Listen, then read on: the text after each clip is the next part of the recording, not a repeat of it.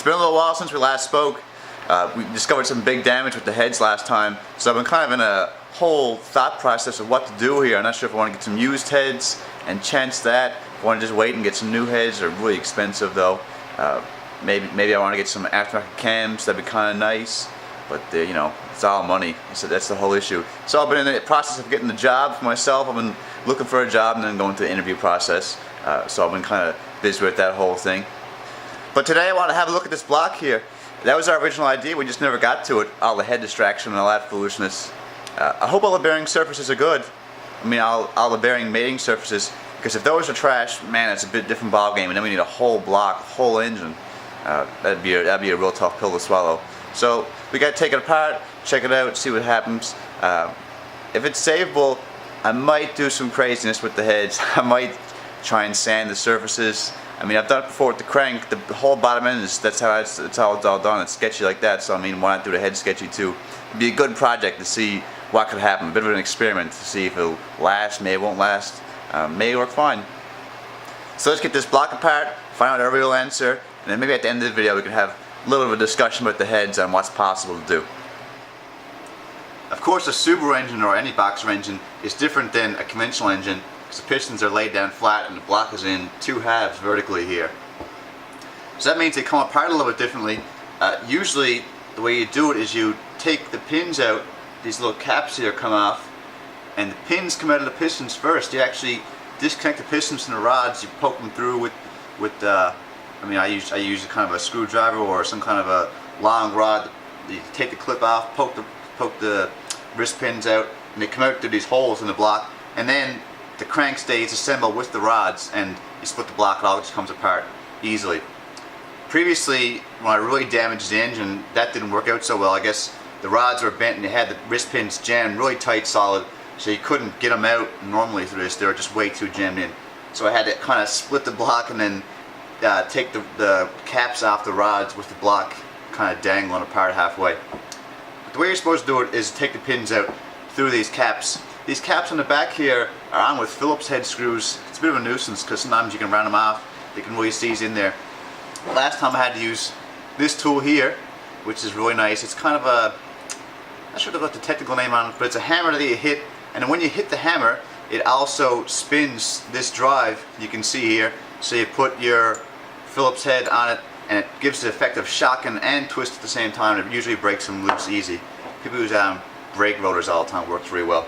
But I tried these bolts earlier, just with quarter drive ratchet, and they came off no sweat. So we'll take these covers off and have a look. I got some adapters on here. It's a 1/2 inch drive, and this is a 1/4 inch socket here, but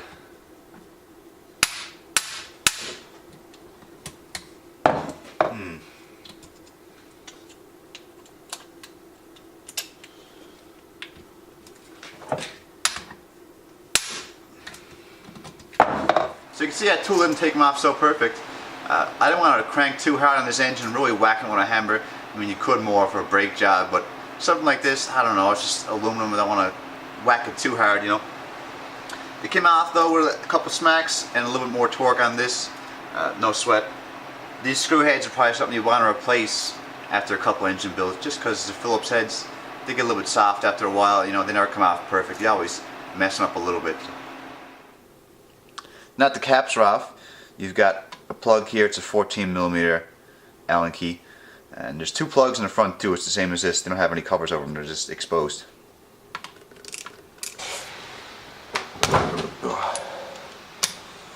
Whoa!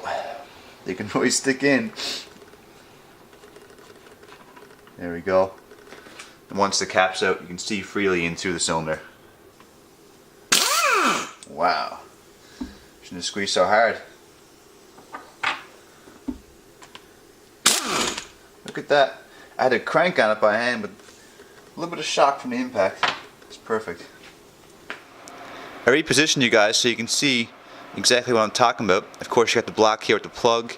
You can see this metal here is the piston, and then you got the piston clip, which you can pull out with needle nose pliers, and then the pin comes right up from the other side. You can see, if I move the light away, you can see a little bit of light shining through from the back. The rod from the other piston kind of blocks it, but like I was saying, you can get a long, skinny rod in and just give the piston pin a tap from the other side. It should come out no sweat. Just reach into needle noses, grab the clip, don't lose it, and pull it out. Now the pin, I keep calling it the pin, it's the wrist pin. It slides freely in and out. I mean, just with a light tap, it should come out. Alright, so I found this rod. It's pretty long and skinny. It's basically what you need to get in there. Any thicker than this, well, I mean, it can be thicker, but you can't get an extension there, unfortunately. I mean, I haven't been able to. I guess maybe there's some kind of trick, but I find this works best. It's just a small rod, probably 1/4 inch in diameter. I'm going to poke it out from the back side.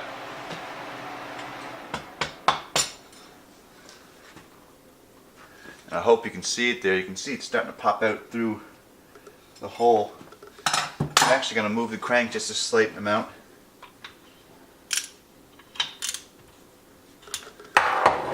Yeah, so I moved the crank just a touch, so it's perfectly lined up with the hole here. I know it's not going to hit anything.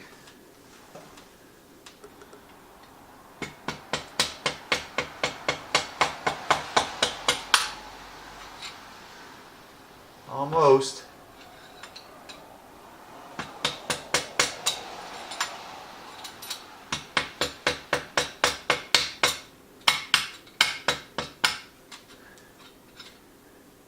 Take it easy and slow. Whoa. Oh no, hit the floor. Ouch. Ouch. But that's it. Okay, so you can get the two front ones without even spinning the engine. Both of these piston pins line up. So I'm going to take this front one out and then we'll move to the back ones after.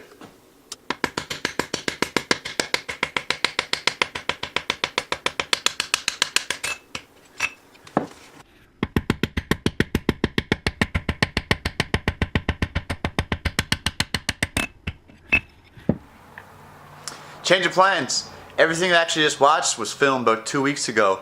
I ran out of time that night. I got those two wrist pins out and I just kind of left it. I was going to come back the next day and finish it, but I was just busy. And then in that time, I actually found a new job. So I started that as a mechanic job. And I've been in the process of purchasing a new bike, so I've been pretty busy. And I've had some family events and stuff, Mother's Day, you know how it is. But now with the bike and starting a new job, I mean, it's got a lot less time. And I want to spend more time on the bike and make some videos with that. That was always the direction this channel was supposed to go. So I think I'm going to change up the style. Like I keep saying, I'm going to change the style a little bit of these videos. A little bit less, you know, step-by-step guide type idea, and a little more vlog style. Just because it's so long filming, setting everything up on a tripod, make sure all the focus is perfect, the manual focus and everything. So I'm going to try and push to get this car done. Because it's summertime, we want to drive it, you know, everyone's out. And I want to film some videos around the car because this isn't, you know, this is a little bit tedious. It's a bit boring, I think, anyways. So I guess, you know, let me know in the comments if you've got an opinion on it, what you prefer more. But now I still got to split this block. Like I just said, last time I got two wrist pins out and that was it. So I'm going to take the extra hour. We're going to finally strip it down, make sure everything is still savable. I mean, it should be. I got a new crank and I got all the new bearings and the rods should be good. I can't imagine the rods being damaged. We'll check it out. We'll see what happens, and then we'll continue next time with maybe a bit of a different flow to this. Okay, this is it. I gave the block a couple smacks, and it's already split really easy. I usually just kind of hold it on the back, give it a whack on the other side, and it usually splits apart. I mean, if it's a factory block, it can be stuck pretty bad. This one's obviously apart a bunch of times, so it's no worries. It's just held together with some sealant on these seams here. But you can see, maybe you can't see there, but we're already split about 1/4 inch, 1/2 inch. Yeah, I can even pull it apart now.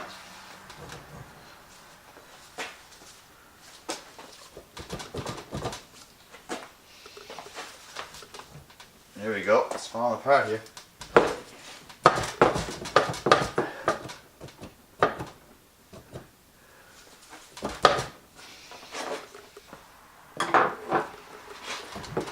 Whoa. I should probably do it a different way.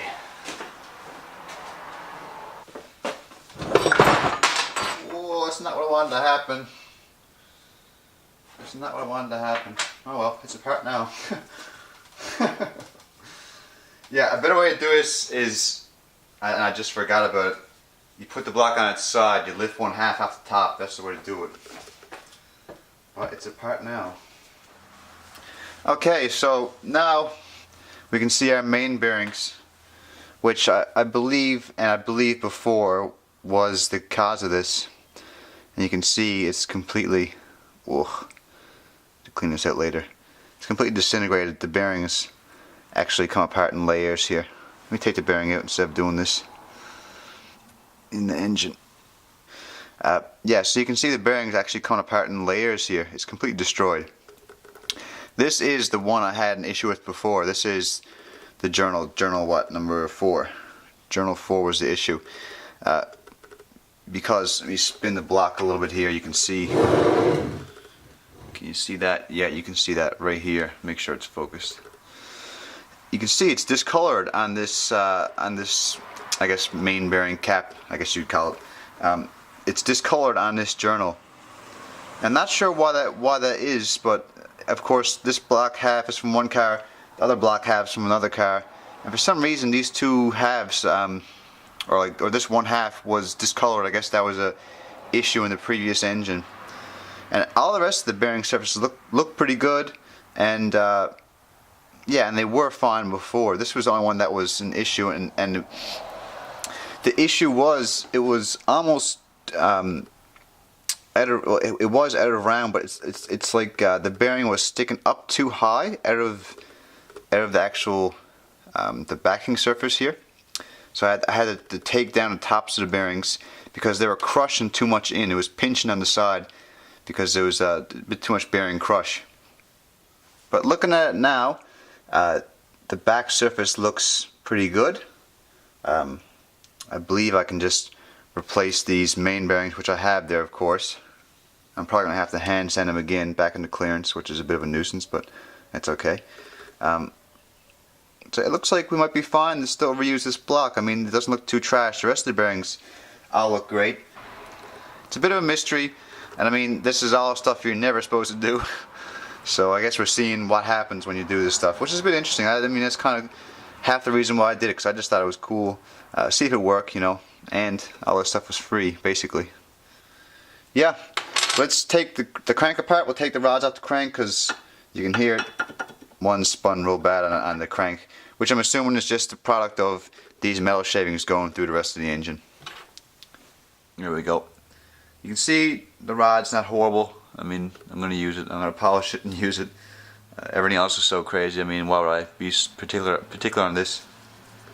But let's have a look at the crank. Yeah, there we go. Okay, so you're looking at the crank. Here's the front, here's the back, the rear main seal. This is number 2 bearing, number 2 rod bearing, and it's completely trashed. Completely trashed. I don't even think it's savable with machining. Honestly, I don't believe even a machinist could get that back. It seems to be too severely damaged.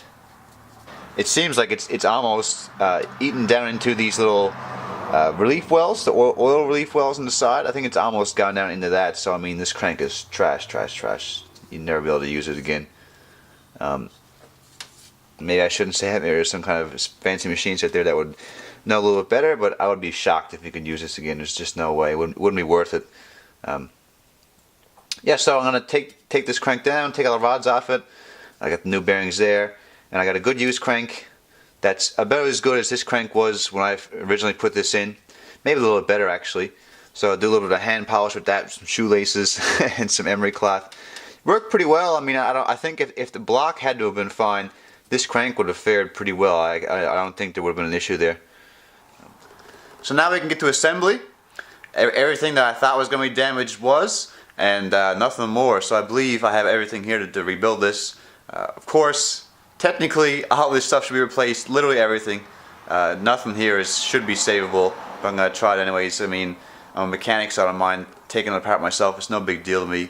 I'm lucky enough to have another car and be able to daily that when this one's down. But yeah, it'll be a fun project. I hope maybe I'll go in there 30,000 kilometers. That's what I got out of this engine, and I was super happy with that. I mean, it could have went 5,000 or it could have went, a little more, and that's what it did. So let's see. Maybe we'll get another good life out of this one. Next season we'll do it again. Maybe hopefully a little bit fresher with some proper good parts, and really put it together for maybe a couple of years to come. But thanks so much if you've been following this series from the beginning. I really appreciate that. Hopefully leave me some comments on what you like, what I could change, do a little bit differently. Like I said earlier, this is going to be speeding up a little bit because I want to get it done, so that it's going to be a little bit less tedious and a little more just the meaty parts. I'm hopefully going to pick up a bike tomorrow. That's the plan. Tomorrow evening I'm setting up to get a KLR 650. So we're going to do some moto vlogs with that, which I've always wanted to do. I think that's going to be so fun. So we'll do some stuff with that. We'll get the car together. We'll do some driving stuff. We'll do some meets. We'll do the whole thing. Yeah, it should be a lot of fun here this season. Thanks for all the support. I'll see you guys again soon.